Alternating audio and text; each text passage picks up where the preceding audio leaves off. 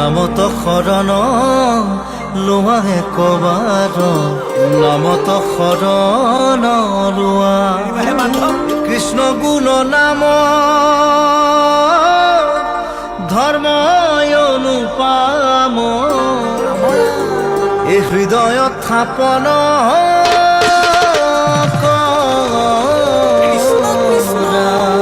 আউনীআটী সত্ৰাধিকাৰ প্ৰভু ঈশ্বৰৰ লগত জুবিনদাৰ যিটো সম্পৰ্ক সেই সম্পৰ্কত আমি তাৰ কান্দাৰী নিচিনা এজন ব্যক্তি আছিলোঁ।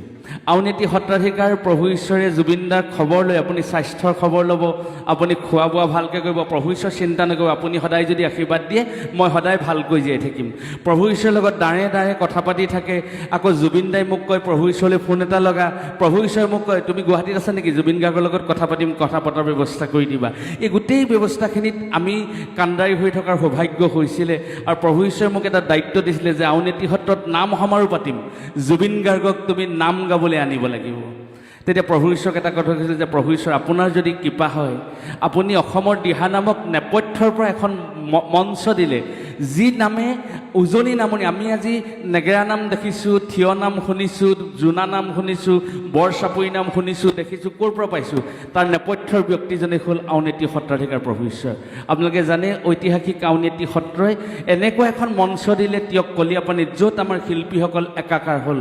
তাত সাক্ষৰ নিৰক্ষৰৰ কথা নাই, উচ্চ নিচ্চৰ কথা নাই, ধনী দুখীয়াৰ কথা নাই, বগা কোলাৰ কথা নাই।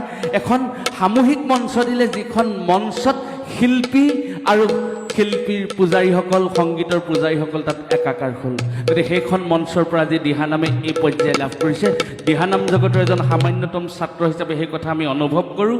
আজি জুবিনদাৰ লগত প্ৰভু ঈশ্বৰৰ এটা সম্পৰ্ক আছে। মোক জুবিনদাই এদিন কৈছিলে যে আউনীআটী সত্ৰলৈ যাম, প্ৰভু ঈশ্বৰে বনোৱা ভাত খাম। এবাৰ প্ৰভু ঈশ্বৰে মোক ক'লে তুমি জুবিন গাৰ্গক সত্ৰলৈ আনিব লাগিব, তোমাক এটা দায়িত্ব দিলোঁ যে তুমি এই চোলাটো লৈ যোৱা। এই চোলাত দুটা চোলা চিলাবা। এই কাপোৰ এটা দিলে মোক, পাটৰ কাপোৰ, সকলোৱে শুনিব। এটা চোলা তুমি পিন্ধিবা আৰু এটা চোলা জুবিন গাৰ্গলৈ লৈ যাবা।